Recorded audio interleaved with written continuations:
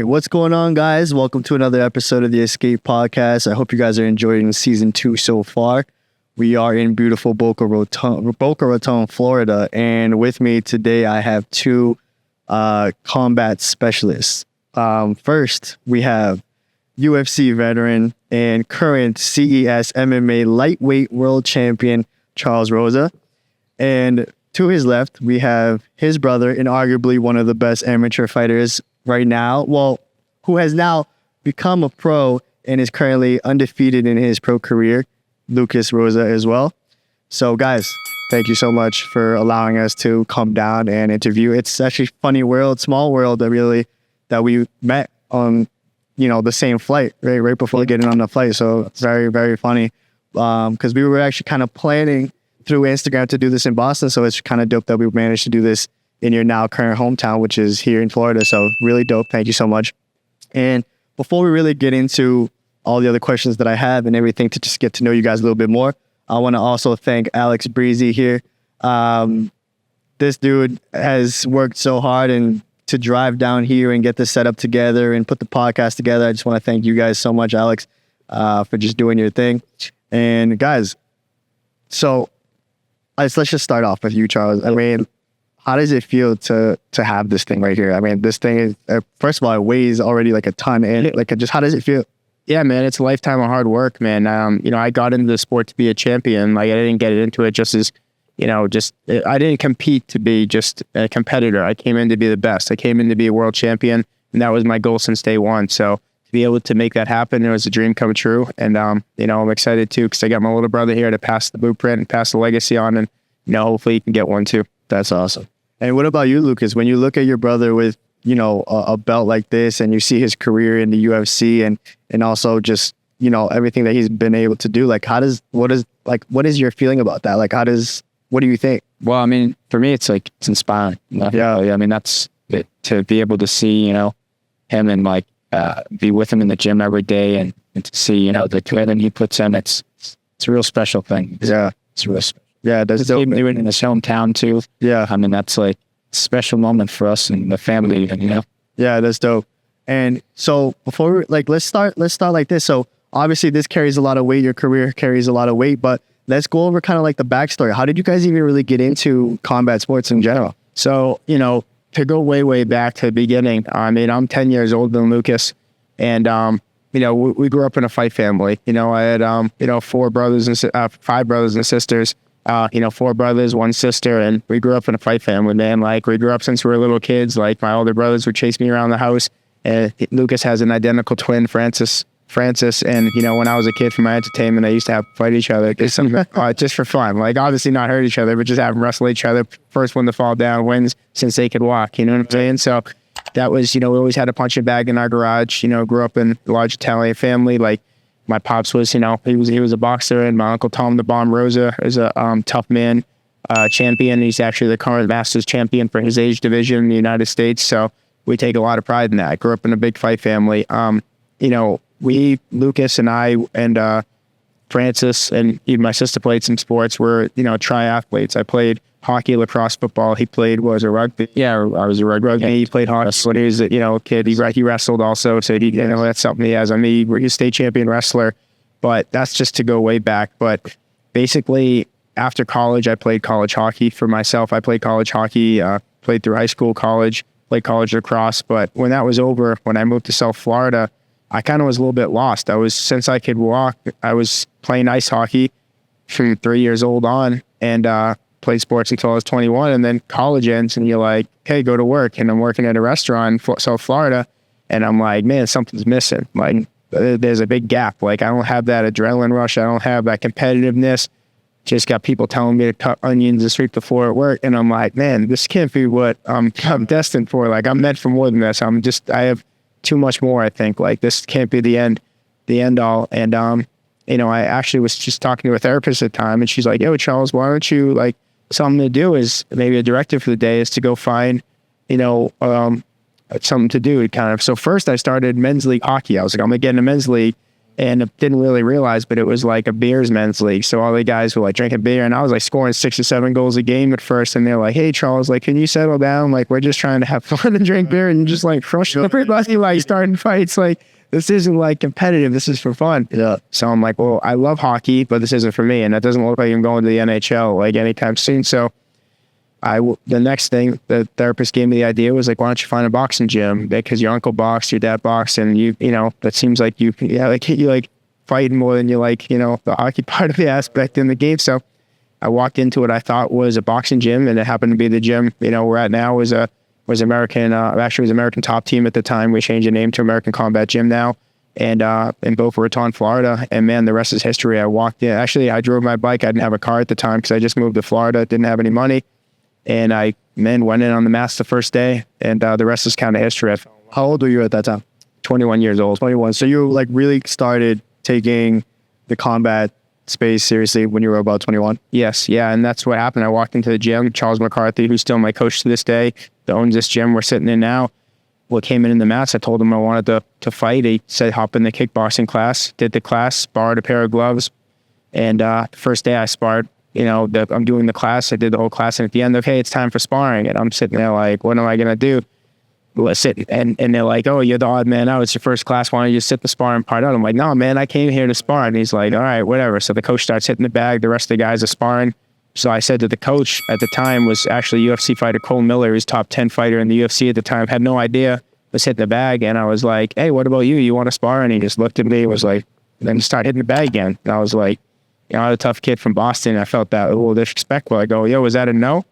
He goes, you want to spar? I go, yeah, I just asked you, let's go. And he's like, all right. So that was my first sparring session ever, like formal sparring besides locker boxing matches and stuff, like fighting with Rico when I was a kid, like actual, like in a gym. Yeah, like we got tons of stories of like, you know, street fights and stuff, but like actual formal sparring in a gym. That was my first. Cole Miller, who's top 10 fighter in my weight class at the time, had no idea and went at it with him. I mean, I'm sure, you know, I feel I won, but, you know, he's probably dinging me up a lot. And I was like, man, I love this. And Charles McCarthy came out of the office, pulled me aside. He said, hey, where'd you train at? I go, oh, I didn't train anywhere. I just play hockey and was tough, just fight a lot. And he's like, man, I'm not just spinning your wheels. Like, you got a real talent for this. And I thought he was just trying to get me to sign up and sign the membership, you know, $200 a month or whatever it was. But man, he was right. A light bulb went off. And ever since then, I went and Googled Cole Miller, looked it up, and I said, man, if this guy can be a UFC fighter, I can do it. And I didn't stop since. So now I'm where I'm at now, 10 years, UFC veteran, just won a world championship. So that's my story. That is quite the story. All right, Lucas, what about you? So, yeah, obviously, you know, I did come from like a little bit of a fighting family. As my, you know, my dad, my uncle, and, you know, my older brothers were always kind of like, I also had my twin brother who, you know, we were obsessed with Godzilla when we were younger too. So, you know, he called the Godzilla twins when we were walking around the neighborhood. And, yeah, we would like always play like games like that on the trampoline and that sort of thing, always wrestling around. And so I think that kind of brought me into like wrestling when I was in high school. I became a state champion, the first like 2-time captain ever. So like I always took the leadership part really seriously as well. I didn't do combat sports in college, but I did do like rugby, which is really a brutal sport. I was the very first 3-year captain of that. So like I always knew in my head, like, you know, that I wanted to be a fighter. I think, you know, like even when I would get out in dodgeball, I'd be like, that kid has no idea. He just got out of future, like professional athlete. And I never really like articulate that 10-1, but like, that's kind of just how I felt like internally. And of course, you know, I wouldn't say Charles was like the reason I ever wanted to be a combat athlete, but he definitely, like, as I was coming up into college, he showed me what was possible, you know, like, hey, because, you know, I don't know how I ever would have really taken the idea of becoming a professional athlete and like, as serious, you know, right. If I didn't see like someone like me, like be able to do it and see the hard work he was able to put into it. So for me, it was like an inspirational thing watching him as well, right? Like see what's actually possible. So after I graduated college, or it was actually my senior year of college, I was applying for something called the Watson Fellowship, which is like, I was very academic. I was like a philosophy and creative writing major, very like high level in academia. And I applied for this Watson Fellowship, which basically they only give out to 40 people in the country every year. It's just an academic grant for like, you know, pretty smart people from liberal arts colleges. And my project was looking at mixed martial arts from a more philosophical perspective abroad. So looking at like the cultural differences, like how it brings meaning to people's lives, that sort of thing. And so I went to Cambodia to study this ancient sort of lost martial art called Bokatao. I'm one of the only Americans to ever train it. And like I got to train under their grandmaster and go to all these like temple walls that show like, ancient martial arts inscribed in the temple walls. It was really interesting stuff there. And then I also went to Thailand to study Muay Thai and Holland to study Dutch kickboxing in Northern Netherlands. So that was all really awesome stuff. And, to me, I always viewed martial arts as sort of pursuit of knowledge the same way I viewed philosophy. And my professors didn't really understand that, didn't understand how those two things were consistent with myself, like the philosophy and the athletic side. And to me, they were always consistent. That was kind of a part of what my Watson Fellowship was about. And that's also like a part of what I try to bring to mixed martial arts. I think I have like a unique perspective on what it is. And so, after I finished that Watson Fellowship, I did a big presentation in front of the Watson board. It was awesome. And part of that was like a blog that I learned as well, because I'm a bit of a writer. So that's sort of, once I completed that, and that was a full year on my own, an academic grant, I knew training for a year, all these different martial arts completely on my own, that I wanted to be a fighter. And so I knew, the mecca of MMA is South Florida or maybe California, but mostly South Florida. And my brother was down here. So that's where I did. I was I'm packing my stuff up and moving down to South Florida. And how old were you when you did that? That was 4 years ago. So okay. I guess I was 24. Yeah. It was right before COVID hit, actually. So it's lucky I did it when I did it, because if I waited another 2 weeks, my life would have been different. I really don't know what would have happened. You made it not have been. Yeah, I know. Yeah, I don't know what would have happened. But I was really an honor to have. Charles McCarthy immediately took me under his wing as well, and obviously my brother helped me a lot. And it was just since then I've just been training obsessively, and that's, like I said, I always had that idea in my mind that I want to be a world champion, and I think that extra aspect of trying to bring a pursuit of knowledge and just take knowledge as much as possible is helping me a lot. I think that's a very interesting thing of how you I feel like you're digging deeper into the different martial arts. Do you think that's also helping you be more versatile when you go into the other? Oh, for sure. Because one of the things people don't understand is there are all these martial arts have been disjointed for hundreds of years. Each different martial art has been developing, whether it's karate, thousands. You have kickboxing from different countries, boxing styles. You have taekwondo. You have sambo, grappling, jiu-jitsu. There's so many things that have been developing, just even tracing back to ancient battles and stuff. And they've been disjointed for so long. They've been developing separately. And it's only within the past 20 years that these martial arts have started to combine. It was initially kind of silly. They were trying to see, which martial art is best, who would win, like a wrestler. So UFC 1 happened. That's what UFC 1 was. We took all the best martial arts, the Gracies, the best kickboxers, Dutch kickboxers, Muay Thai fighters, sumo wrestlers, and you put them in a cage and we saw who won. And, we saw that jiu-jitsu came out on top, at that time. Yeah. But now, since we started mixing these things together, now we have mixed martial arts. You got to remember the name of what MMA is. People, what does MMA stand for? Mixed martial arts. It's an art form. It really is. It's years and years of ancient art and knowledge that is brought together.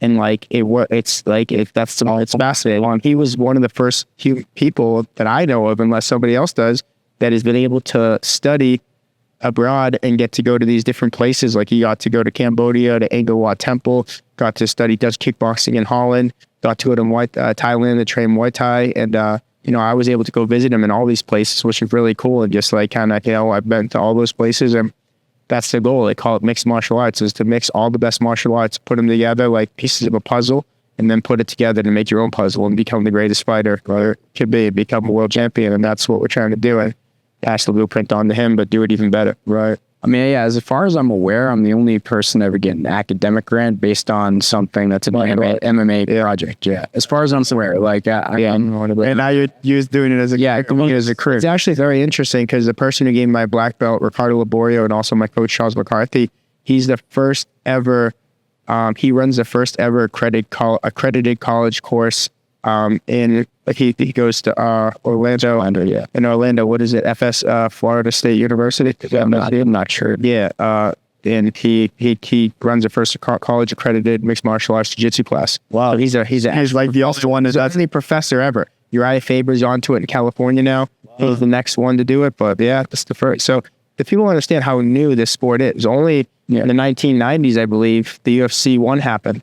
Now we're at UFC 300 or something, 304 or something like that. Right. And this is such a new sport. It's still building and developing. So people don't understand that. There's no blueprint for this stuff yet. They don't even have, know how to coach it yet. Like people don't, there's not really, like now if you want to learn MMA, I don't know of any maybe like Uriah Faber and guys like that, but like coaches that are really good at everything. You go to a wrestling coach, you go to a wrestling gym to go learn wrestling, you go to a boxing coach to learn boxing, you go to Thailand to learn Muay Thai. Right. Like you go to a black belt jiu-jitsu or the Gracies to learn jiu-jitsu, but you go to a Gracie gym, they're not going to be as good at kickboxing as there is in Thailand or Holland. Right. But that's the goal now. Now they're bringing it all together and we're getting these, these super coaches. Do you find that you need to be at different gyms to train specific things? No, well, the goal is, because nobody wants you hopping around from different gyms. Oh, he's here. Yeah. But a fighter needs the best training you can possibly get. You don't want to train with the second best coach in the world or the third best coach. You want the best of the best. So the goal is to get all the best coaches. You want to get, we have a European kickboxing champion coaching at this gym. We got, an MMA champion that way. You're wrestling. He was a college wrestler, state champion from Florida. Teaching the wrestling class, Charles McCarthy, UFC fighter, submission specialist, one of the greatest submission specialists to fight the UFC. And you bring all these coaches together to make a product, but, and that's where we're at now. And I feel like I'm the first generation of coaches that have learned from the best. I learned from, Rob Kagan, who just passed away. He's the greatest Dutch kickboxer of all time. Went to Thailand, trained with Lumpy Stadium champions, rolled with the Gracies. I rolled with Royce Gracie, Ricardo Laborio, all the best of the best jiu-jitsu guys, Gordon Ryan, I've rolled with all these guys and I've got to wrestle with, Bubba Jenkins and national champion wrestlers and the best of the best. And maybe I don't beat any of these guys at what they're best at, but when you bring it together in MMA, that's how you become a world champion. Right. So that's where. Is there any particular style that you guys lean on? I think me and Lucas, I think the way we're built, like just our body type, I think we're really good grapplers. We have strong legs, strong base, and we have a great coach, McCarthy. I think we're good grapplers. But I think, it's important too, even if you don't know how to do something, you at least have to know how to defend it. So right. It's really important for us now, I think, especially at this stage in our career, we go and find, those other people and find, specialties, specifics, start working on that sex with it. Now, if grappling is something that you kind of lean on, is that because it's kind of quote unquote your favorite, something that you like to train, or is it just something that you're better at?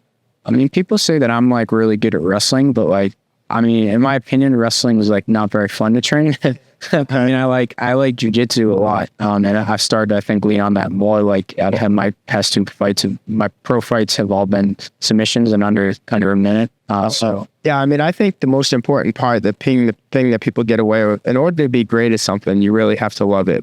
If you're telling someone to do something, if they don't want to do all day, they're not going to be very good. I do this out of love and passion. So I love jiu-jitsu the most. I fell in love with jiu-jitsu before I fell in love with Muay Thai and boxing. I loved hitting and punching, but I just love jiu-jitsu. I love choking, being able to just stuff like that. I love watching it, and I became obsessed with it. So when I became obsessed with that, and I started doing MMA, then I became obsessed with Dutch kickboxing. Rob Kamen, Vermo Deckers, all these guys, and I looked up where they trained at in Holland, and I found the gym at Euro Gym. It's a legendary gym in Amsterdam, and I was like, I want to go train there. So I messaged him, and I was like, can I go train there? And I was able to go train there. You know what I mean? It's really not as hard as you think. Let's get to contact the people. You show up where the people are at, and you're in the right place. And that's kind of what I've done. And it's a small world, the mixed martial arts world. They think that it's so hard. It's a brand new sport, and it really is. It's only just been evolving for the last 20, 25 years. If it wasn't for fighting, what would you guys do? Have you guys ever thought of doing anything other than fighting as a comedy? Yeah, we both graduated from college, so. I went to culinary school. I went to Johnson & Wales in Providence, Rhode Island. I graduated with a degree in culinary arts and candidates for nutrition. So I studied a few years nutrition also. I worked, that's how I started. I worked working in a restaurant. I was like, man, I'm something's missing. Yeah, So, I'd probably be a writer or maybe some sort of philosophy. I know you know, my fiance is actually getting a PhD in philosophy and sports ethics. So a lot of probably something I would maybe have pursued. Also, my twin brother, who does, he's, you know, my carbon copy basically, and he does a lot of like creative writing, gets published in really big articles like that and books and stuff. So, quick question, just going back to your copy of your twin brother. Back in the day when he had you guys fighting, who would win? I would assume you. I mean, yeah, he's 31 minutes older than me, and he's like, you know, a tough kid. So yeah, it's I don't know. You have to have their days. What about the judge? What do you think, Judge? Oh, they each had their days. That was it. I think Lucas was a little bigger, so he had a little bit of the weight advantage. But I think Francis was like more ferocious, and that's what like we always say to Francis. I think out of all of us in our family, like I think Francis would have been the best, toughest fighter of all of them. Maybe he probably would have fighting at 125, 135 pounds, so a little bit smaller. But like pound for pound, I think like he's the toughest out of all of us. You know, he was born a fighter. So yeah. What's the best thing about being a fighter? I could imagine that if I had this belt, I would walk around feeling like the man, knowing that I could probably kill anybody at any time. Like, I don't know. That's just me. But what is it like just being a fighter? I think the answer to that is just the respect. I think any human being, you know, wants to be respected, but a lot of people say, oh, you got to earn the respect. And like, there's not many ways that people know how to do it, but it's like kind of like a badge of respect. Like, you know, anybody that's looking like, even like, I don't know too much about basketball or, you know, soccer or like when they win the cup, but you know, if that guy won that championship at the highest level, right away, I don't meet the guy. Listen, shook his hand, never even heard him talk, but I respected his still because I know the hours, blood, sweat, and tears they put on the field, the court, or for us, the mats, you know, like that's just it, the respect of it. I mean, because for me, it's like, I mean, part of it is that no, it's not for sure part of that journey of like the pursuing knowledge, but I think it's also really cool to like just not to just other people, but even to yourself, like you imbue all those virtues that you find really meaningful.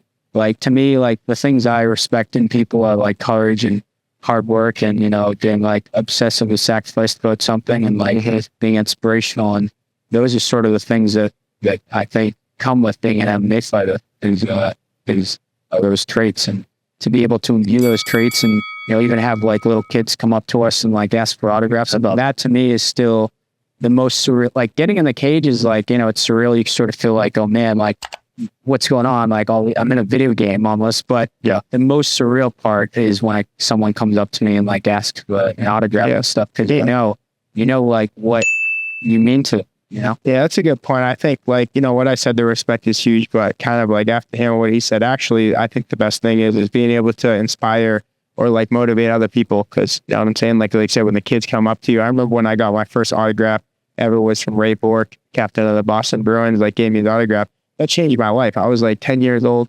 And I just remember being like, oh my God. And just like, if you can give that to even one person, which we've been able to a lot of kids, I think it's like, it makes it even better. Right. The best part. I saw that video, by the way, with the whole pizza thing. Oh yeah. Well, where was that? He's the Lucas is currently the cheeseburger champ. Yeah, cheeseburger champ. Yeah, pizza. It's a cheeseburger. Cheeseburger champ. The people don't understand is a lot of like martial arts, you have to cut weight a lot, and so I'm always in. I call it kale jail. You know, I'm always eating kale, so like right. It's kind of weight. Like for 8 weeks. And lightweight is how much? Is what's the 155? Yeah. And then what do you now like right now? I'm like 175. I compete at 145. Yeah, 145. And what's your day-to-day weight? I mean, like I get to like 174 if I'm like, even though so you guys are roughly kind of in the same size, 170, 175 still. Yeah, gotcha. So what's the hardest thing about being a fighter? Because when I look at combat sports in general, I see it as one of the purest forms of the sport, right? There's no ball involved. There's no team involved. Obviously, there's a team with coaches and things like that, but there's no, you know, at the end of the day, you're still the only one going into that ring. You're the only one that had to put in the work. You're the one throwing and taking the punches, right? So it's very individual in a sense. So what's the hardest thing about being a fighter?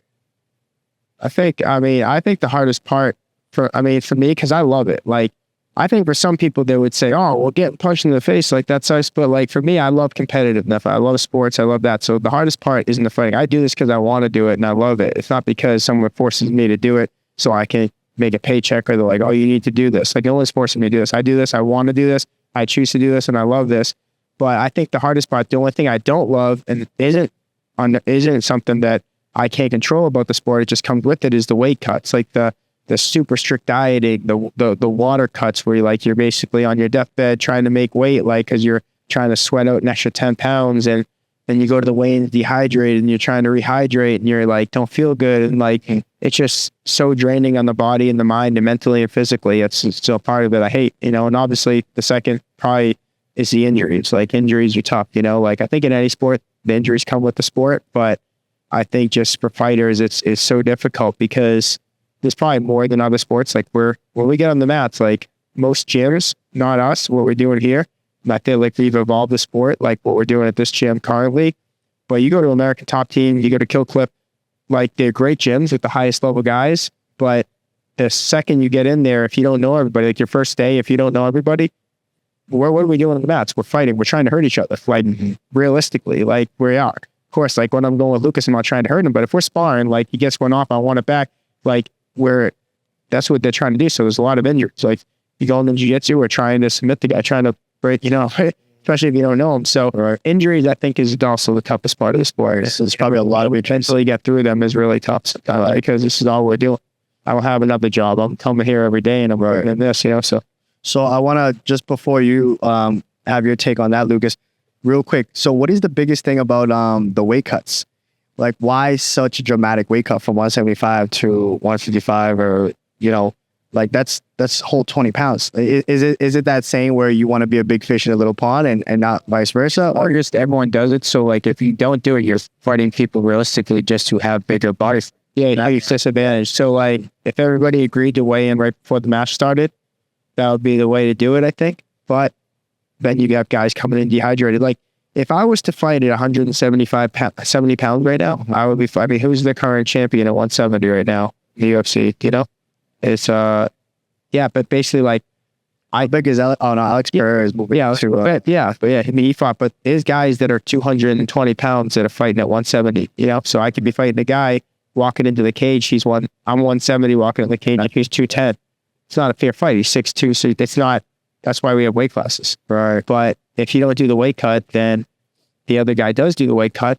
That you're going against a guy bigger, stronger, taller, everything. Big advantage. So if you both do the weight cut, that completely, that you're going to be the same size unless someone has some new formula, cut more weight, or some new science. I mean, that's not to say either that, like, you couldn't beat someone who's bigger. Like, me and Charles have done that. Not for yet. Like, guys, I fought guys at 185 before and beat big juice heads, in amateur fights and stuff. But it's just not. I mean, actually, one of my pro wins, I fought at 170. Ralph Johnson was 6'7", 185, 6'7". That's huge. Choked him on the first round, but big boy. But it's definitely, if you get a guy the same skill. If you take me and you put 30 pounds on me, and it's not fight yourself. Like, after 3 years, it's not even close. You know what I'm saying? Right. So what about you, Lucas? What's the hardest thing about being a fighter? Yeah, I mean, I definitely think part of it is, like, so much of your value as a person is tied up into your, like, body. So when you have those injuries, it hurts, it sucks. Yeah. I mean, the weight cuts definitely, I'd say I view them more as, like, not the toughest part, but the most unpleasant part of it, Mm-hmm. But yeah, and I think part of it too is also just, like, sort of the isolation of fight camps sometimes. Like, you have to put so much sacrifice into it. Like, during those fight camps, I'm not always able to, like, see the people that I love and, like, expect to be around, but that's part of the sacrifice of being a fighter. Right. Yeah, I mean, I think you have to make those sacrifices because you don't understand, like, mixed martial arts, it's not like just, another sport where it's like baseball or badminton or something where, it's maybe only a segmented part of the population knows about it. Like, every person in the world has been introduced to fighting in some way. Every culture has had fighting for centuries, thousands of years. So to be the best at something like that, it's like being the best at running or swimming. Like, you have to be such a high percentage of the population, and to do that, it requires sacrifice. You need those hours, and you be obsessive about it. And well-adjusted people rarely, are the geniuses or the high-level athletes like that. So, and just to chime on that a little bit, take any sport, for example. Yeah. When you get, frustrated with your opponent, what do they typically lead to? fighting. Yeah, exactly. Yeah. So that's why I said also earlier that I think fighting is the purest, most ancient form of sport. You know, I mean, in my opinion, like I think everyone, if they could be the best athlete, they would feel like fight it in some way. Right. But that's like, that's the one thing I've noticed. All sports, like I'm friends with NHL players, NBA players, NFL players. Like I met a lot of guys, and there's not many people I've ever met in any sport. And I've met a lot of guys in sports who don't respect nobody. Like they just think they're king, but everybody respects fighters. That's the thing about fighting. Like everybody respects it. Everybody wants to know how to do it. It's in your DNA. They say, that's one of the quotes is fighting's in your DNA. And I think everybody can relate to it. So it's funny that you bring that up because I've also seen a lot of times on social media that people challenge fighters. They don't think that they really have it, just like they are portrayed, right? You see these guys that come into random boxing gyms and they challenge the coach or they challenge whatever. Has that happened to you guys? No, it's happened here. I've been in the gym and a kid walked in and I want to challenge the coach of the class. And my coach is the one who's actually the coach. He's like, hey, Charles, he called me over. Like, what's up? So this guy wants to challenge what do you want to challenge? What do you want to do again? I want to challenge the gatekeeper of this dojo. And my Charles, no ideas right there. Go train with us. And I just it's kind of comical, but like, what are we doing? Are we fighting? What are we doing? And I obviously gotta realize, and he starts throwing kicks, punches, take him down, and choke him out. And then he's like, oh, they always get surprised. Well, that must have been a mistake. And they always do go for a second round. After the second one, that's what they're done. But I've done this and so many times. Like I've done this at work when I was working at the restaurant. One of the waiters or UFC commercial came on, and some kid who was like my first amateur fight. Hey Charles, don't you have a fight coming up this weekend or something? I was like, yeah, I'm fighting my first amateur fight. And the kid's like, yeah. He's like, you fight? He's like, you do? He's like, you? He's like, I will kick your ass. And I was like, no, you definitely would. This is after I've been training for about a year and a half. I finally got my first fight. My coach made me wait a year to take my first fight. And so everybody was like, oh yeah, let's see. He's like, and we went up to the beach after work. Everybody, all the waiters and cooks and everybody drove up, rolled up my pant legs and cooked his ass down, submitted up. And he copped up. He's a, cocky kid from New York. I'm friends with him now. He's like my biggest fan, but he's like, nah, man, double or nothing. So we bet 20, but double or nothing. There's no way. You got lucky. So I just wanted it again. Same thing happened. But, it's just, it was cool. Like, see, and, yeah, it works. Fighting this martial arts, if you're training the right stuff, it works. So, yeah. What about you, Lucas? Any challenges? Nothing like that, but it's like, I just think like, it's a pursuit of knowledge. So if you don't have the knowledge, you're smoked. Like, and so for me, I mean, you have to have the toughness too, obviously, but yeah. I mean, I've had a few, there's actually a time I had to fight a bunch of like, Irish Conor McGregor fans after one of his fights in the team. Okay. I had to I think I did like an Uchimata on one of them, you know what I mean? But like, I mean, besides that, I haven't really had, they come in here and challenge me. I mean, I think over time, I'm sure it's gonna happen. Yeah. I'll be ready. Yeah. Yeah. Yeah. It's like, it's crazy. Cause when I grew up I grew up in the same place as you, and man, me and my boy Rico, we got so many fights with like kids from Danvers, other cities. Like growing up, I got in a lot of street fights, and I played, youth hockey, in the Metro League and around Boston, and we used to play East Boston, and like we get a fight with them every time. I got tons of hockey fights. We used to do locker boxing matches, all that. So like all that stuff, it's added up. I feel like it's all part of it. But once I learned martial arts, I haven't been in a fight. I've only gotten one fight in the last street fight in the last probably 14, 15 years since I started training MMA. And it's because I just know, oh my God, people have started fights with me like, oh, I'll whoop your ass. You're a UFC fighter? Come on. It's like, oh, look how little you are, And I'm like, all right, dude, like obviously I just know, I already know what's going to happen. Like I just have a vision in my head, like I'm going to smash this kid on the head, throw this like, but I actually would do that. I know I will. Like, it's not, there's no ego. Like I'm good. The only time I ever got in a fight is someone stole my bike and I had to get it back, and I did down the street. But what do you say? I did badass. There's just something about it that I just think is so badass. Yeah. You know what I mean? Yeah. But let's real mixed martial artists though. Yeah, 100%. Like that's the first thing I teach when I'm doing privates and teaching classes to kids, and even I'm teaching some high school kids to say they have fight clubs at their house, and I'm like, dude, first thing is I teach discipline, though. I go respect. Yeah. I'm like, before you go, shake their hand, bow, respect, and then go. Yeah, it might stop something seriously bad. So let's talk about the UFC. So tell me about the UFC. Like, what was that like when you first got that chance to go there? What was it like fighting in the UFC? Like, you finally made it. You're like at the pinnacle, like of MMA. Like, just explain that. Man, it's been a journey, man. You know, I'm a 10-year UFC veteran, and you know, well, it's actually like a few years older than Lucas. I got to 9-0. I started making my pro debut 18 months later. I was at 0 and started I was number one amateur fighter in the country, just like Lucas is now. Oh, wow. I was top amateur. I made my pro debut. So my record went back to 0-0, fresh start. You know, but amateur record didn't matter, even though I had like a tremendous record. At least you had some experience. So there's a lot of, you know, pressure for the first one, but, you know, went to 9-0, all first round finishes, 9-0 within 18 months. Boom, like just fighting every 2 or 3, 18 months. 18 months I went to 9-0. So I went from being an amateur fighter to 9-0 18 months later, and then getting a call from Dana White in the UFC saying, hey, Charles, 5 days notice, Stockholm, Sweden, you want to fight the number 8 guy in the world, Dennis Silva.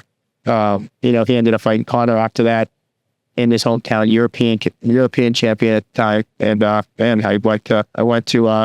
I flew to Stockholm, Sweden, lost 32 pounds in 5 days, and put on fight of the year for the UFC. I got fight of the night bonus, $50,000 bonus, and fought the number 8 guy in the world. And that was my welcome to the UFC moment, man. And I fought a guy that I looked up to a lot, man. I was a fan of Dennis C, but he was like, he was like a German beast, bro. Like, he's did steroids too, like tested positive before the fight and after the fight. Steroid, but the rules were different then.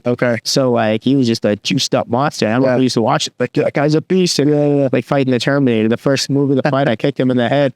Like, my welcome to the UFC moment, I'll never forget. Like, we were practicing this combo, like 1-2 head kick. You know, Stephen Wonderboy Thompson called it the money maker, because he knocked out a couple guys with it. And I started, you know, drilling it, practicing, and threw the straight right, boom, head kick right off his head. Like, anybody else would have been all cold. He just looked at me and just kept coming. I was like, yo, what? This is different level. Guys built different. Like, he not even, they didn't see human. I kicked him in the head as hard as I could with my shin, no shin guards. Didn't just like wins. He came at me. We fought 3 rounds to a fight of the night, fight of the year contender. So it was pretty dope. But then 10 years later, man, I'm still at it, still fighting. That's what I love. Yeah. How does it feel to be a veteran? It's the best, man. I mean, I there's some things I take pride in. You know, I got, you know, 3 fight of the night bonuses, a submission of the night bonus, most all-time wins in TD Boston Garden, where the Celtics and the Bruins play. That's gotta be a nice night. So it's pretty dope. And it's just, it's what, I mean, there's no legacy. Yeah. I mean, like, it's cool. Even I think he's in the fucking video. Yeah, that's crazy. Yeah, that's your brother.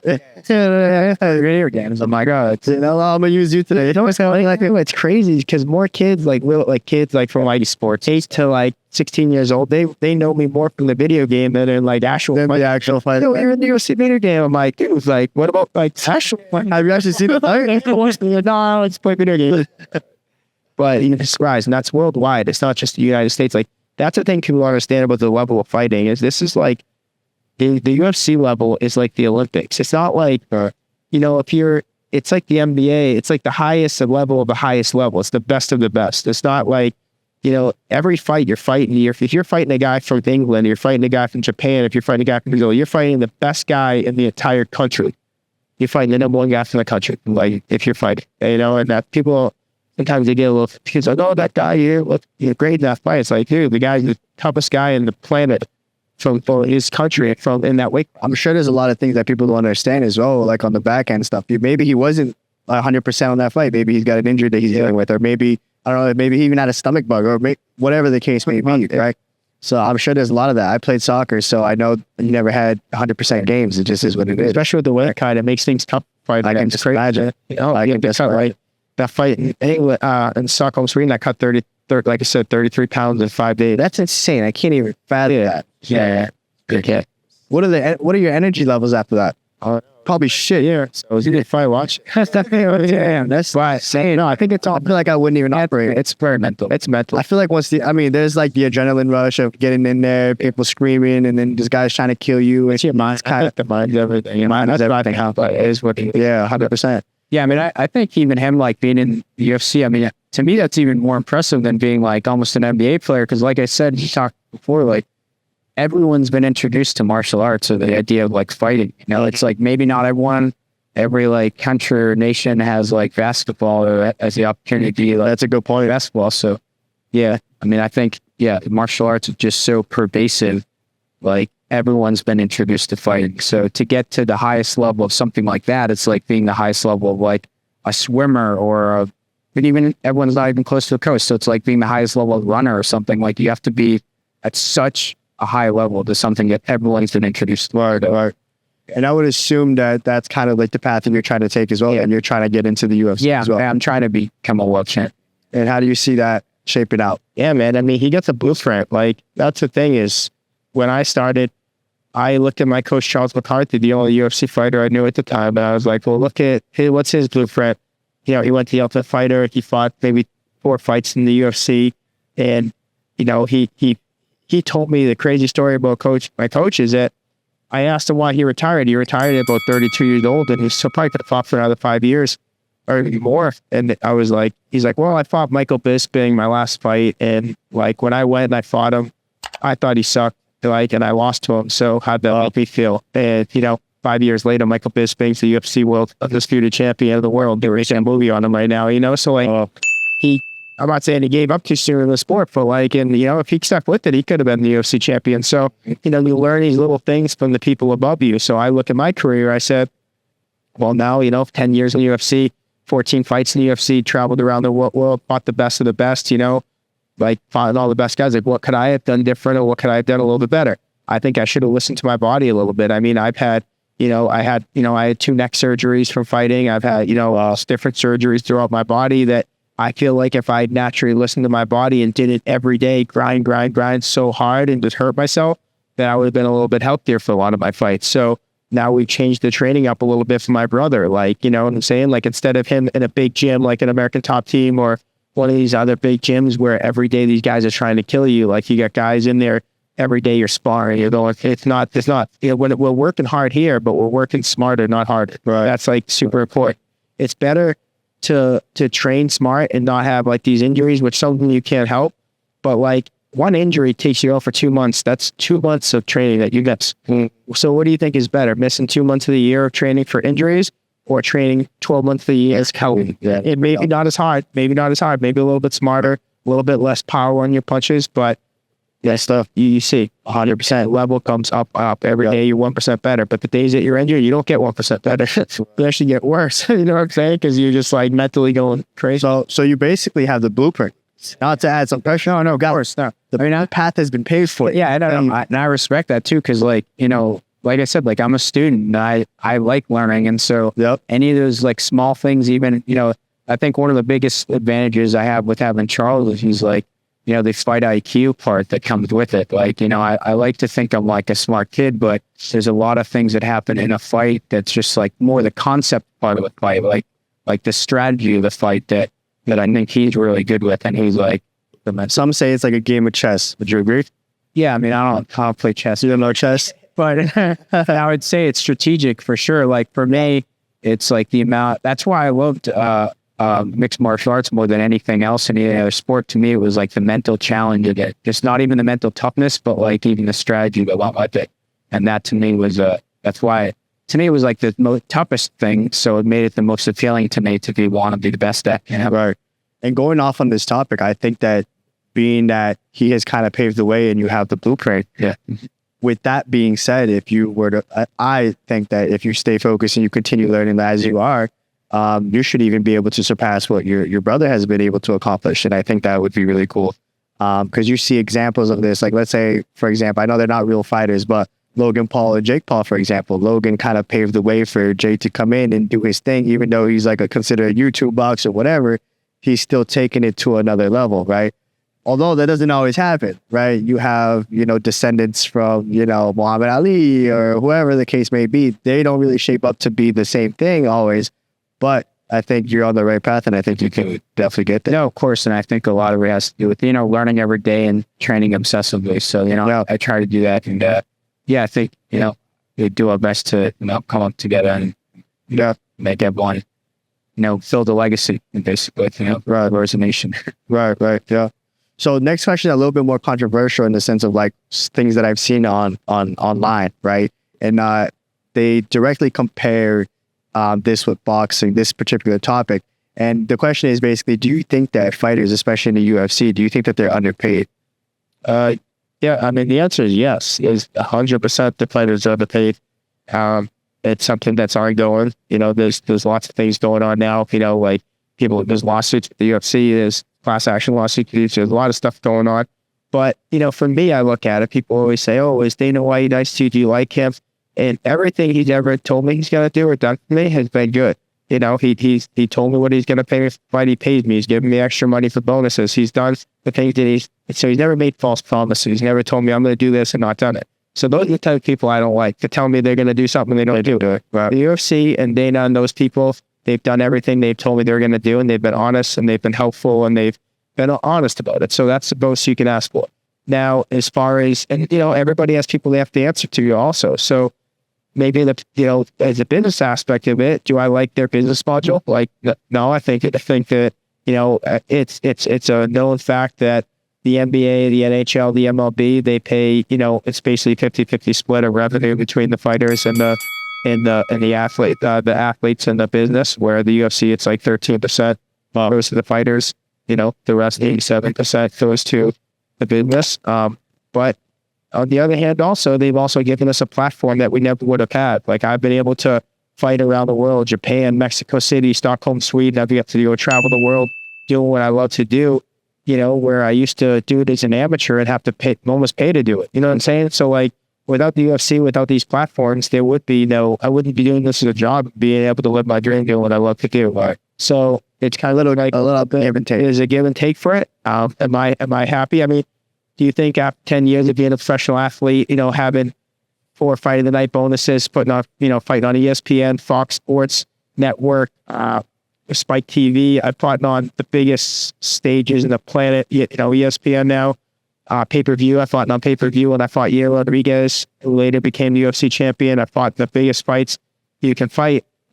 Should I be able to go buy? I feel like I should have enough money to go buy, like, at least a sick house, you know? Do I have it? No, but but I do what I love to do, and I make a good living. I get to, you know, go anywhere I can travel. I can go anywhere I want to go. I got enough money to do the things that I want to do, and I'm happy. So I can't complain. Do I want to get paid more? Yes. Does everybody want to get paid more? Yeah. Of course. Hopefully they make that happen. So by the time he's in there, he has a big houses that make that couch, you know what I'm saying? Yeah, that's it. So you gotta get him ready for that. That's it. Yeah. So with that being said, what's your opinion on the boxing world then? Because boxers get paid a shit ton of money at the high level. Yeah, they do. I mean, I think the payments is sort of flipped there, like, where it seems like the athletes have so much control. It's almost like it'd almost be better, I think, if they had a little less control. Well, it's just because, you know, it's like 50-50 split in like football and NBA, and you see those are like really good products, you know, but with boxers, you know, it's more, you have like multiple champions at once because there's no promotion that's like forcing all these fighters to fight each other. You know? Okay. So I don't think it's bad that they make a lot of money, of course. Like, it's great, I think. But, you know, it's sometimes it's, you know, having the promotions have like no control at all, I think, can also be, you know, sometimes it doesn't force the big fights to actually happen. So, because kind of it's pretty absurd, some of the money that these people are getting. I mean, yeah. Look at how McGregor came over and fought Floyd Mayweather. I mean, his purse was ridiculous. Yeah, I mean, that's how much money is in the sports. And I mean, yeah, wild. That's what they should get paid. I mean, if you look at anything else that's on like if you saw someone on ESPN or even on a TV show, whether it's like actors or, you know, even if it's competitors, you know, anything that's taking up like, you know, like 30 minutes of your time, that's just 2 individuals, like those people should be compensated for that. You know? Do you think it partly has to do with the fact that it's been around a little bit longer? I think it's just a different payment structure. And, yeah, I mean, it's not like they have a union or anything. Well, I mean, they're making money.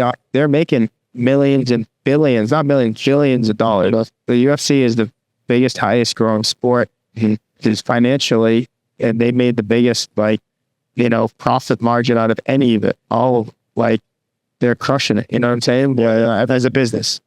So, yeah. I mean, eventually it'll probably have to change at some point, but do you think it'll get to that point?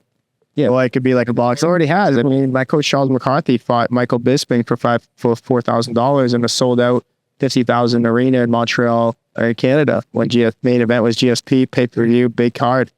You know, he fought a future world champion and fought him. I think he said he got paid $4,000 or $5,000. He probably lost money after paying all of his coaches and expenses for the training camp. That was 20 years ago. But still, like, yeah, I got paid much. I got paid almost 10 times more than him. My last, maybe even 20 times more than him than my fight. So hopefully Lucas is getting paid 20 times more than me by the time he gets to that point. And that's the goal. And I'm sure he will. That's good. I'm sure you will. As the sport continues to go, I think they'll be able to. So there is an increase. It's increasing. Yeah, that's all we can ask for. Yeah.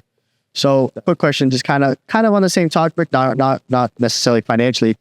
We're in a gym, obviously. So if someone were to come in completely oblivious to the sport, didn't really know much, and they wanted to get in and find out what discipline they wanted to practice, whether it's boxing, Muay Thai, jiu-jitsu, whatever, what's the best steps that someone could take to figure that out? Is it just trying everything? Is it pursuing which one they think they like better? Or is it pursuing the one that they seem to get more naturally, even though it might not be the one they like the most? Well, first thing we ask what they like to do. We say, what do you want to do? Boxing, kickboxing, and jiu-jitsu. And they always say, well, if they really don't know anything, usually they have an idea. If they're coming into the gym, they're not just, they have an idea of what they want to do. Okay. They've seen it on TV, or I want to learn the chokes. I want to learn but, we have the way that we structure the payment, and being at the gym is, my coach always says, he explains to people, it's like Netflix, where you have all these different things, all these different channels, all these, shows, episodes, movies that you can watch, kickboxing, Muay Thai, jiu-jitsu, and you can pick any one, and everything is included. So you can maybe try this. You don't like it, you can still go do the next one. You don't have to pay more or less. It's all included. So maybe come in, try jiu-jitsu, like, it's not for me. I don't like people sweating on me. I don't like having heavy bodies on me. I want to do boxing. I want to kind of be, work my footwork. I think that's more for me. I love boxing. And then they come to every boxing class. And then they do enough boxing. They say, okay, I want to learn to add some kicks and kickboxing. And they say, oh man, I'm really good at this now. Why are you doing it over there on the other mat that's doing that jiu-jitsu? It's kind of a progression thing. And they tie them all together. And that's usually how it works. Right. Gotcha. So how old are you guys now, by the way? Me, I'm 37. 37. I'm 28. 28. So about 9 years apart. Yeah. So you started taking it really serious at 21. Yep. Right. And you started about 4 years ago. Yeah. But the thing with Lucas is he's been doing this like a kid. He's doing jiu-jitsu, small circle jiu-jitsu since he was 4 years old. And then he wrestled 4 years in high school. More 4 years in high school because he wrestled through middle school. Yeah. He wrestled for about 8 years on a state champion wrestler. So he has a huge, like from where I started and from where he started, he's light years ahead of me when I was at that phase in the career, at least technically, you know what I'm saying? So, I mean, I had a ton of, I played hockey, got a lot of locker boxing matches with, about the Rico. Yeah. But, that's story that Kulo, who's, world-class fighter, was on the Conway, the Ultimate Fighter season. We grew up in middle school and high school together, best friends, and both happened to be world-class, MMA fighters. We played in the UFC, both of us, and it's pretty cool. It's pretty amazing. Like, it wasn't by luck, I think. It was all those fights and those street fights and those hockey fights that we got, I think, played a huge part into our professional martial arts career. With that being said, do you think it's too late to get into, when is it too late to get into wanting to pursue this as a career? I mean, if you want, it depends when you say career, like to be able to make money doing it. Well, if you look at some of these guys, these retired athletes and stuff like that, and they're taking these like YouTube boxing fights. So it depends what extent you want. If you want to be like a UFC fighter, I would say the age limit where if you had to start from day one, I think the oldest you could probably be would be like 28, 29 years old. Like, because that makes me think of Alex Pereira. He was pretty sure he started at like 28. That's the combat sports. Like, he was a world champion, like high level kickboxer. So, and that's, again, when you talk about mixed martial arts, like, if you've trained any part of the martial arts, it's just like a piece to it. So you just need to now add to it. Like, people always say, like, the boxers say, mixed martial artists don't know nothing about that. But it's like, boxing is a part of the mixed martial art, right? And all these things are a part of it. Yeah. I mean, so not too late necessarily. No. I think there's never a time that's too late because, for example, like my uncle's been fighting since he was a teenager, boxing matches, but he's he's the current Masters over 55 boxing champion of the United States, for his age division weight class. So you could start when you're 52 years old and you can start boxing. And if you do it serious enough and you get a good enough coach, I think you can. You saw how, as much as people hate, like, what is it, Jake Paul that's fighting Mike Tyson? As much people hate him, look how good he's gotten in a short amount of time. Like, you can't, he's beaten real professional boxers because he has the best trainers. He has the best of the best. He's using all of his time to train this martial. has the best coaches, the best supplements, the best doing everything. He's doing his thing and he's working hard. It's like, and he didn't get that good. Just, he's put in the work. So if you do that and you have the money and the resources, like if you have all the money in the world and you have all the work ethic in the world, I think in 2 or 3 years, you could get to the highest level.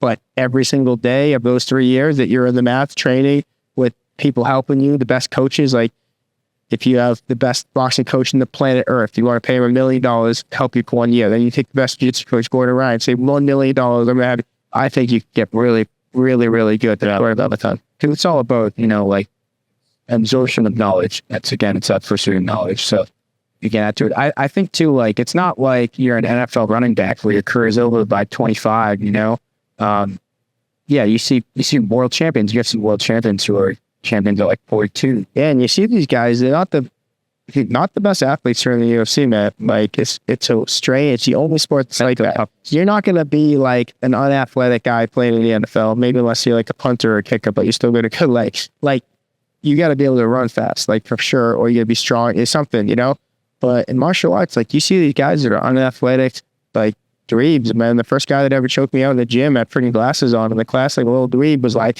"Hey, what's up, man? My name is this." And then like, smash this kid, and he fucking chokes me out. And I was like, what?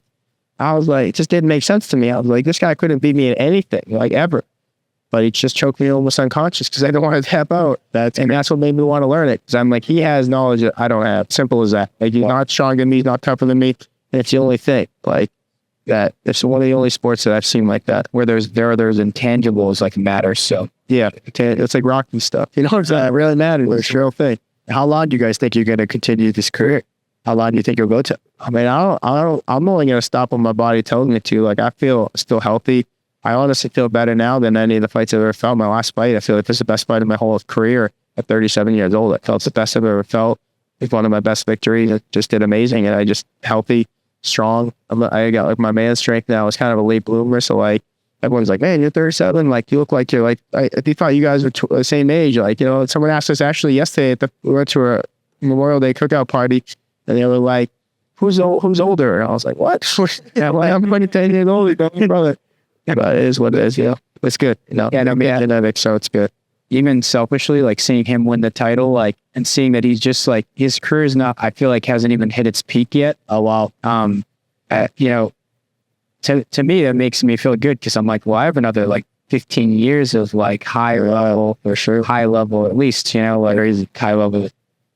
So with that being said, then you're probably not thinking of too much in the past of what you would do after. You're just focusing on the now. I mean, yeah, everybody says that. That's the thing that bothers me. Like, well, what are you gonna do next after fighting? I'm like, dude, this is what I do. Like, this, I'm a fighter. Like, I'm the best fighter. I just won the world champion 2 weeks ago. You asked me what I'm gonna do. I'm like, if you're thinking about doing anything else and you want to be the best, like, you think Michael Jordan was thinking about, oh, what am I gonna do after basketball? No, he's thinking about winning the next NBA world championship.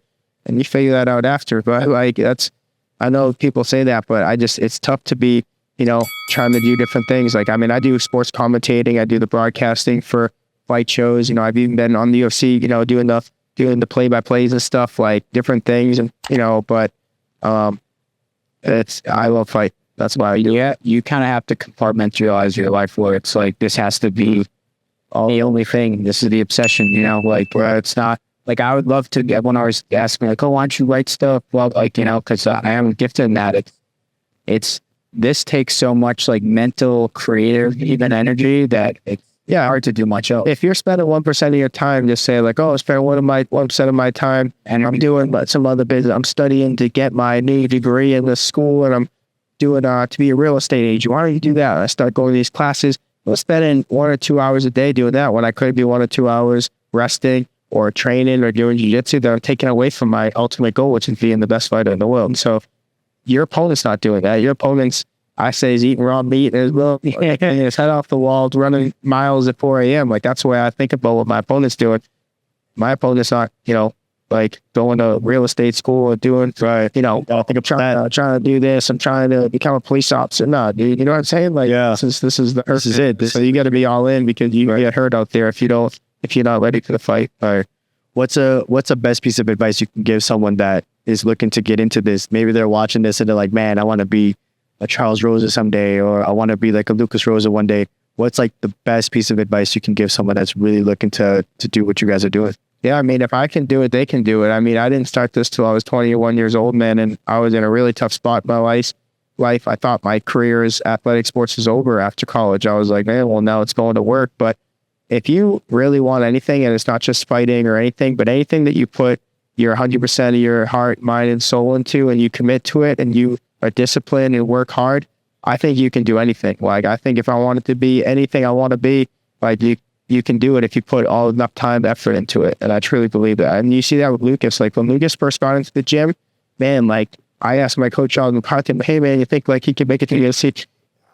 I don't know, man. Like, he was like, yeah, man, you know, you got your DNA, but, like, I don't know. And then, like, Lucas is proving it wrong. He came in every single day, came to the gym, has working hard for the last 3 or 4 years, every single day, put in the work, and now, you know, he's 2-0 undefeated professional mixed martial artist. And that's one of the things, like, I'd say probably one of, I guess, best compliments I've ever done from McCarthy is like what he said to me, you know, the progress you've made has been unfathomable to me. Like, and that, to me, that was like really special, because I think one of my best attributes is I know I can take in knowledge and apply it like obsessively. And so that's, yeah. Would that be something that you would say as a tip? Yeah. So the tip I would say is, like, you know, is be consistent. Like, you have to be consistent every day. Like, and that's part of that is, you know, staying healthy, you know, because, like, you get injured, you're off that, but it's being consistent, working hard. Like, you know, that's it. It's those two things. And and 100%. I think also, I actually heard someone else say it, but I'll steal it, is like,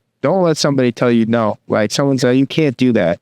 I hated being told I can't do something. That actually would make me want to do it. And I did that so many times, like, oh, you can't do this, you can't do that, you can't cut 30 pounds in 5 days and make weight for this UFC fight. You should just wait till the next one. You can't do that, you can't do that. Nah, I did it, and I'm living proof of it. So if I can do it, you can do it.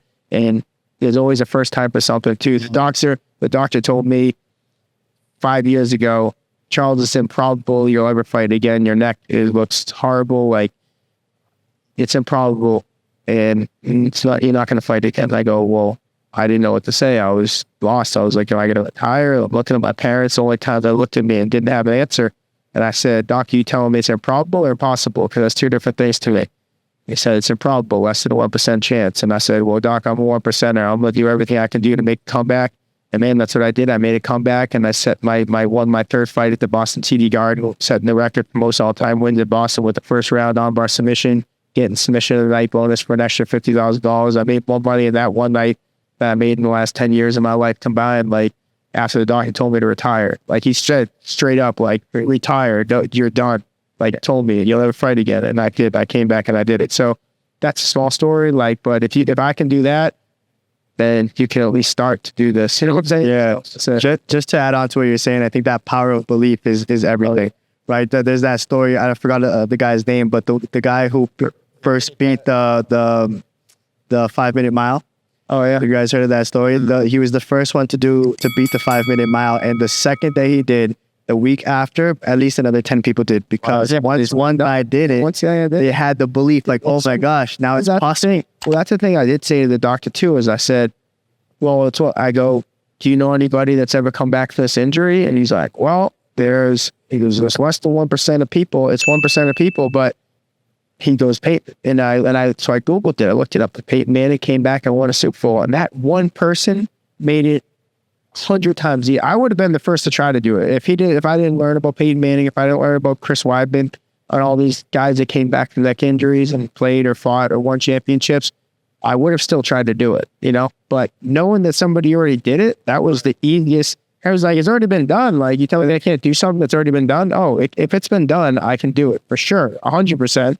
If it hasn't been done, I can try to do it. That's it. And I feel like you're already in the 1%, right? You're already in the 1% of people who in the whole entire world. Think about it. How many people can just say that they're fighters that fought in the UFC, that got to where you are? Like, you're already in the 1%. So that 1% that the doctor gave, it's like, okay, that's me. Perfect. A lot of it's believing in yourself and, like, forcing things into existence. You know, like, I think you're going to look like crazy to a lot of people. You know, I think even when I know it seems ridiculous, but, like, even when I was applying for the Watson for something based on MMA, like, you know, I was around a lot of academics and they felt, what is this? Like, you know, and that sort of thing. And if you have a vision, of like, you know, and this was my vision, you know, go from this to then, you know, market myself as this like intellectual fighter and, you know, become an amazing amateur and, you know, go pro and win your first 2 fights. Like, you know, I think if you have that vision and you just apply belief to it and obsessive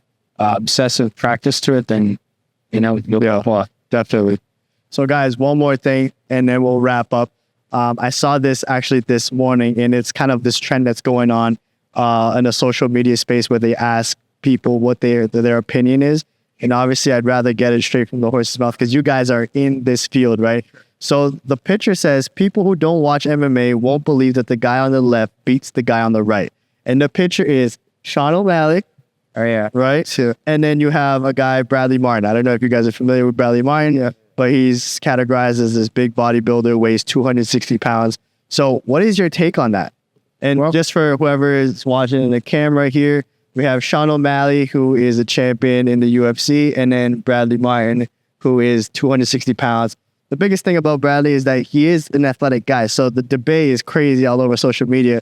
What is your takes? Well, it's the exact same thing. We literally just got done talking about it. It's something that's we've already seen it happen. This isn't something that we haven't already proven and seen. Right. We've seen, go behead him if you can get UFC 1. I don't know if it's on YouTube or what it is. Watch UFC 1.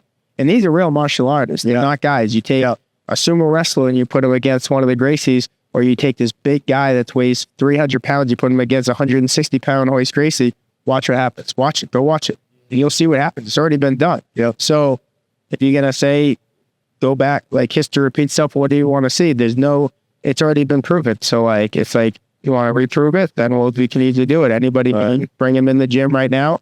Watch what happens. It happens every single day. Like, I mean, they talk about it. I mean, if you brought Bradley Martin right here, you put him against Lucas or I, would absolutely destroy him. It probably they might take a minute or two because he has a good gas tank. He's strong. And by the first minute, it could even look even. Like, oh, who's winning? But if you're saying like it's a fight to the death, like it's a fact. Like we're gonna win, and it's already been proven with the Gracies to the UFC. First 5 UFC events, watch them. When there was no weight classes. So before the UFC made these weight classes, that's why we have to do these weight cuts. There was no weight classes. So you'd have to have a 150-pound guy fighting a 350-pound guy. And the guy with the more technique is the one that usually wins the fight. Not always, you know what I'm saying? Everybody has a puncher's chance, you know, the heartbeat, they can throw a punch, you know, and if he's been training, maybe he has some more skills that we don't know about. But if you're saying like, years and years of hard work and discipline and martial arts on the mat compared to steroids and weightlifting, what wins? Sorry. No, I mean, yeah, this kind of thing, like this debate almost makes me angry in a way because it's like, it's so clear and obvious. And I think, you know, martial arts has already proven this, like time and time again. And I think, and me, I almost don't even like the argument because it's reducing martial arts or it's reducing the fighting to such a primitive thing of like, oh, it's some big, strong, barbaric pursuit. And to me, I don't like it because it's like, well, there's all this knowledge, there's all this discipline, there's all this hard work that goes into it. And I think if people understood that a little more, they would be more receptive to martial arts. And so when these kind of arguments come up, it's like, all right, well, so it's just some big, you know, Geodude looking dude who's gonna, beat the martial artist. It's annoying. I mean, martial artists is about knowledge and toughness and mental toughness. And those are things that all fighters have. And so, especially someone like Sean O'Malley, like they would destroy this guy. I don't know who he is, but he'd get demolished. It's funny. They've actually had a podcast together and they were talking about it. Sean O'Malley was saying something similar. But he said something about as long as the guy didn't necessarily grab him and keep him. I mean, if he laid on top of him a little, maybe. But I mean, I'm confident Sean O'Malley he would survive. He'd survive and figure it away, and he'd. No, 100%. Yeah. And we train with guys. I had guys come in the gym all the time. I actually had a thing called the Rosa Challenge, $100 to anybody that can last 1 minute with me. And I went to one of those gyms out on my Instagram. I'll send it to you after this. And I had one kid that was like 600-700 pounds. That was like, damn, this is gonna be tough. Like, I got him. You know what I'm saying? I had my cousin, actually, who's a weightlifter. He's up the same thing. My cousin, Mike Rosa. He's like, I got to see Sean. I don't believe it. He said the same thing. Yeah. He's like, oh, I understand it. Well, quick, but it's pretty cool. I mean, what Lucas said too, it's kind of like annoying at this point because it's already been proven. It's like, you've already proven something so many times. We don't have to do it again and again and again. But if you want to, anybody can come up and find out, Yeah. Well, there you have it. If you're a smaller guy, but you're trained and you're disciplined in the mixed martial arts, you can beat up fucking anybody. And Bradley Martin, stay away from this gym because you're going to get choked out. Guys, thank you so much for coming. Thank you for having us, man. Thank you, brother. Congratulations again. Lucas, congratulations again. And until the next one.